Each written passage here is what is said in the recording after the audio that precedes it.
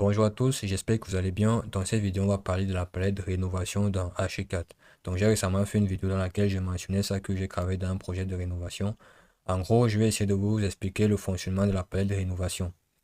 Donc, il se peut que vous gagnez des projets où vous devez faire de la rénovation.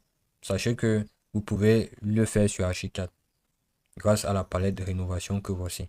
Pour l'activer, c'est très simple. Vous allez aller dans Fenêtre, vous allez voir barre d'outils, vous allez voir palette, vous allez aller dans palette, vous allez ici entrer, vous allez voir rénovation. Vous cliquez dessus pour l'activer. Alors une fois qu'il est activé, il va apparaître comme ça. À noter que cette palette de rénovation, vous avez également des options ici en bas. Combinaison, vous avez ici la palette de rénovation. Mais celle-ci n'est pas complète, ça vous permet juste d'afficher des états. Je vais vous expliquer ce que c'est. Mais en fait, si là, je suis dans un état projeté, ça veut dire que le projet est final. Parce que là, je suis en train de finaliser le projet.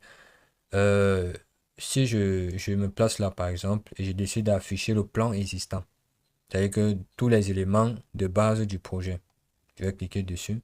Voilà à quoi ressemblait le projet à la base. Tu vois? C'est-à-dire que tu peux gagner un projet où tu dois faire de la rénovation. Sur HK, tu peux le faire avec cette palette. Tu vas juste l'activer, tu vas te positionner sur ce bouton pour modéliser le projet existant. Définir des trucs, voilà, tu vas modéliser. Une fois que tu vas modéliser ton projet en état existant, tu vas l'aménager. Tu vas faire des plans même 2D, parce que là, il y a des plans 2D de... Je vais entrer ici, rez-de-chaussée par exemple. À savoir que même au rez-de-chaussée, cette palette peut t'afficher les éléments existants, ça peut t'afficher les éléments à démolir, ça peut t'afficher les éléments projetés. Donc là, tu vois bien que nous sommes sur un plan 2D à l'état existant.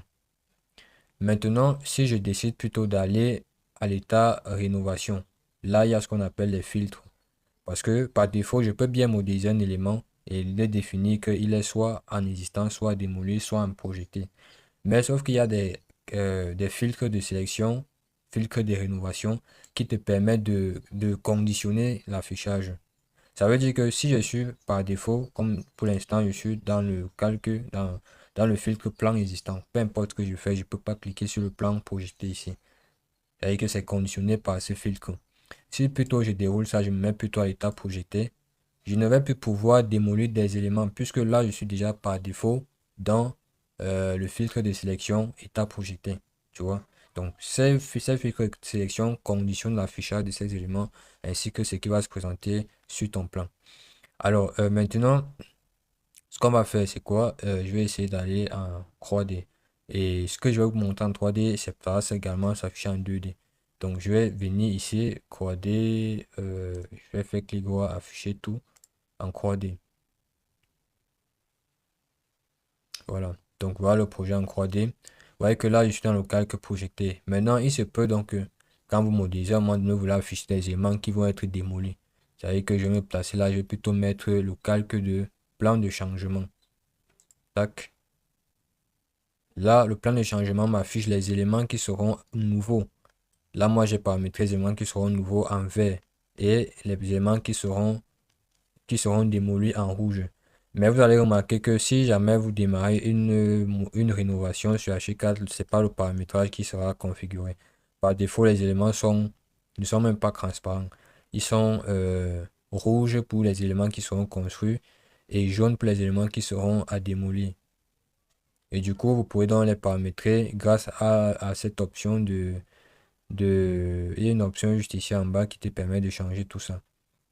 Donc, je pense que c'est les substitutions graphiques qui te permettent de changer ça. Donc, bon, si je clique ici, oui, c'est dans l'option c'est dans ce bouton-ci. Toujours dans la palette de rénovation. Tu cliques juste sur cette icône de rénovation et tu as la possibilité de configurer les éléments que tu veux afficher en vert ou en rouge, etc. Donc en gros, voilà un peu comment utiliser cette palette. Donc ça vous permet vraiment de modéliser l'état existant, l'état de votre projet. Et à tout moment, vous pouvez sélectionner un élément comme ceci. Vous sélectionnez ce mur. Vous dites que ok, je veux que ce mur soit démoli. Si je mets démoli, vous voyez que le mur va disparaître. Il s'affiche maintenant comme un élément qui sera détruit. Et si je reviens ici, afficher mon calque de état projeté, je n'aurai plus ce mur en état projeté.